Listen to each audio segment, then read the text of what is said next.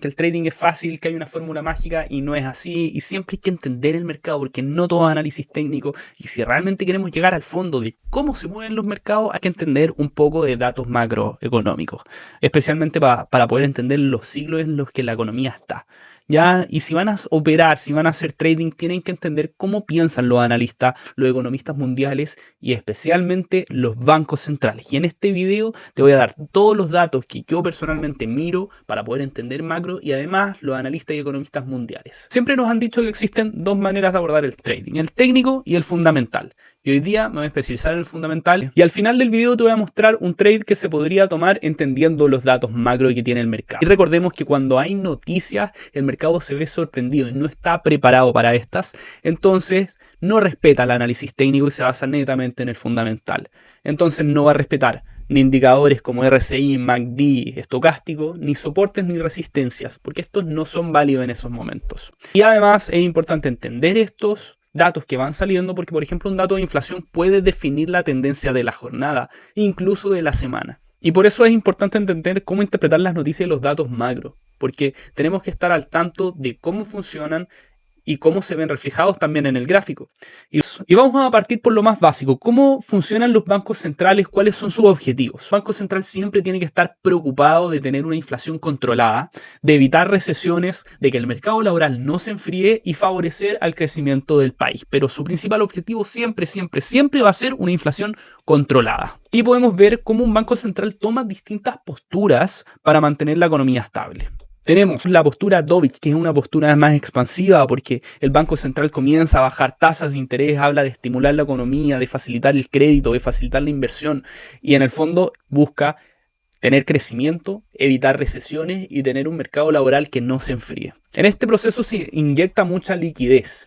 Y es por eso también que vemos como el dólar, que es la moneda local, en el caso de que fuera el Banco Central de Estados Unidos, la Fed, se debilita, ya porque al haber más inyección de liquidez hay más dólares en el mercado, lo cual al haber más debilita y deprecia la moneda.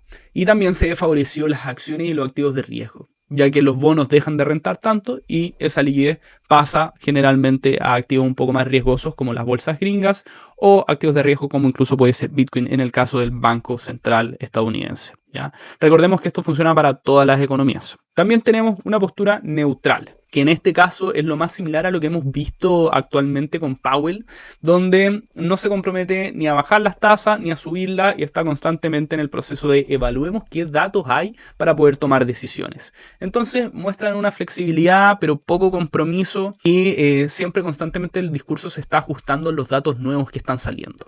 Y tiene un impacto en el mercado en el que hay menos volatilidad y el mercado está más reaccionando a los datos que hay que a las palabras que se dicen.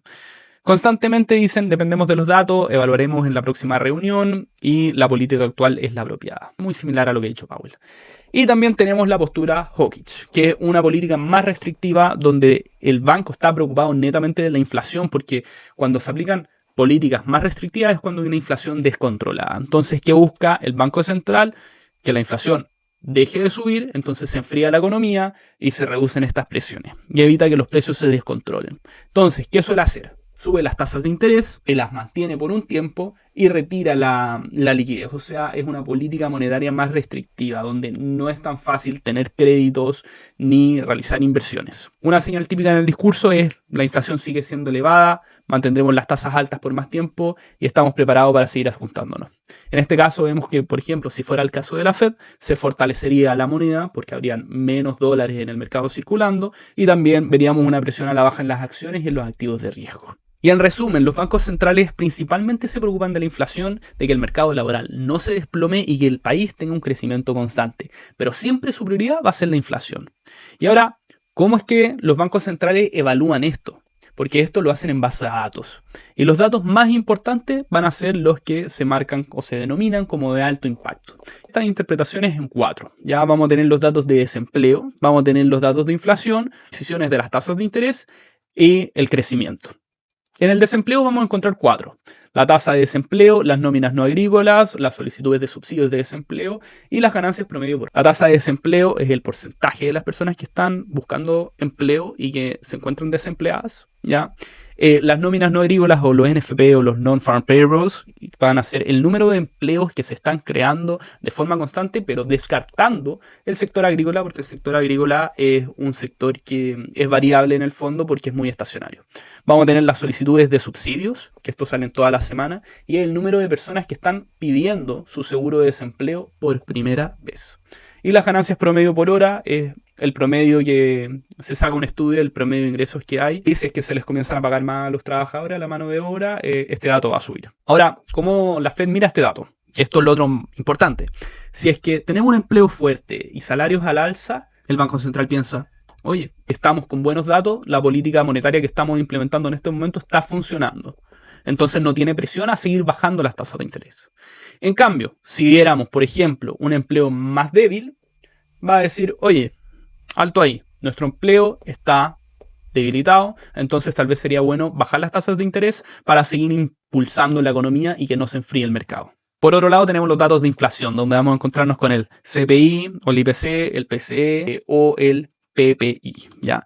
El IPC, se hace una canasta que fija el valor de los bienes y servicios, y si es que esta canasta sube de precio, se saca el valor del IPC. El PCE es una inflación que se basa más en realmente el cómo y en cómo realmente las personas gastan el dinero, y es el dato favorito de la Fed por si acaso. Y tenemos por último el IPP, que es la inflación antes de llegar al consumidor, que vendría siendo el de los empresarios y el de los productores de los bienes y servicios. Entonces ya, vamos ahora a cómo lo interpreta el Banco Central. Si tenemos una inflación mayor a lo esperado, vamos a ver un dólar más fuerte y que las acciones caigan. ¿Por qué? Porque, como lo hablábamos antes, el Banco Central se enfoca en la inflación. Y si la inflación sube, no pueden bajar tasas de interés y tienen que controlarla, entonces tienen que subir tasas. Si es que la inflación es menor, le da flexibilidad al Banco Central para poder seguir bajando tasas. Resumen, inflación alta, las bolsas caen, activos de riesgo caen y el dólar se fortalece. Inflación a la baja, tenemos un dólar que se debilita y las acciones suben. También tenemos las decisiones de las tasas de interés, que puede ser mantenerla, subirla o bajar la tasa. Donde vamos a tener también conferencias y comunicados y vamos a tener el famoso dot plot. ¿Qué es el dot plot? El dot plot es un mapa donde se ponen las proyecciones de dónde creen que van a estar las próximas bajadas de tasas. Esto no trata de predecir qué va a pasar mañana, sino que va a pasar para los próximos meses e incluso años. ¿Ya? Además tenemos las conferencias y comunicados, que vendría siendo, por ejemplo, cuando Powell habla, el presidente de la Fed habla y dice sus proyecciones respecto a cómo se encuentra la situación, lo cual mueve mucho el mercado. Y también, obviamente, que los comunicados de los miembros de la Fed, que también cuentan y comparten su opinión de cómo se encuentra la economía. También vamos a tener datos de crecimiento, donde vamos a encontrar el PIB, el PMI manufacturero de servicios, las ventas retail y la confianza al consumidor. El PIB mide el crecimiento total de la economía en un periodo. El PMI es una encuesta que se hace a la producción de la actividad manufacturera. Es bastante cíclico, donde se mide del 0 al 100, donde 50 para abajo es una recesión y donde del 50 para arriba es una expansión. Ventas retail mide el gasto directo del consumidor y la confianza al consumidor mide cómo perciben los consumidores la situación financiera y económica futura. ¿Ya? Un crecimiento fuerte da espacio para que el Banco Central pueda mantener o subir las tasas, y un crecimiento débil puede generar una presión para que el Banco Central tenga que salir a poner estímulos. ¿Ya? Cuando tenemos un PMI bajo los 50 puntos, se podría decir de que el mercado no espera tomar mucho riesgo, el riesgo está off. Y cuando el PMI tiene más de 50 puntos y es mayor al esperado, podríamos decir que tenemos un riesgo on, o sea que hay más dinero entrando a activos de riesgo. Vamos ahora a cómo vamos a poder ver estos datos de alto impacto, dónde podemos tener esta información. Vamos a encontrar yo les voy a recomendar dos lugares, en dos páginas donde lo pueden ver, que se los voy a dejar en la descripción, que va a ser el Economic Calendar, que uno pone acá, importancia alta, y vamos a tener todos los datos macro que vamos a tener en la semana. Ya, esto es importante estar viéndolo, como por ejemplo esta semana tuvimos datos de empleabilidad, el día miércoles tuvimos el NFP, tuvimos tasa de desempleo y tuvimos también el costo por hora. ¿Ya? El día jueves tuvimos también los Initial Job Claims, que vendrían siendo la solicitud de nóminas no agrícolas, y el día de mañana, viernes, tenemos datos de CPI, de inflación. También, mismo sistema, Forex Factory, también podemos ver este tipo de datos. Ahora vamos a analizar cómo se vería una oportunidad, un trade, cómo le podríamos sacar provecho a esto. Recordemos un poco, si tenemos datos de empleo, ya si tenemos menos datos, ¿qué sucede? Hay o sea, si hay menos empleo, hay más presión al Banco Central a que baje tasas de interés. Si tenemos datos mejor a lo esperado en los datos de empleo, la Fed va a decir, oye, estamos haciendo las cosas bien, tenemos un mercado laboral fuerte. Si tenemos un mercado laboral estable, no hay necesidad de bajar las tasas de interés, así que las podemos mantener. Y eso es lo que vimos. Tuvimos datos de desempleo, donde tuvimos que las ganancias promedio por hora subieron, o sea, están pagando más. Tuvimos que los non-farm payrolls, ya el NFP, los datos salieron mayor, hay más empleo, ya, y se esperaba 66.000 y salió 130.000, o sea, mucho más empleo de lo que el mercado esperaba. Y tuvimos también los datos de desempleo, donde el mercado esperaba 4,4 y salió 4,3. O sea, puros datos buenos. Entonces, ¿qué sucede con el dólar en estos casos? Veríamos un fortalecimiento.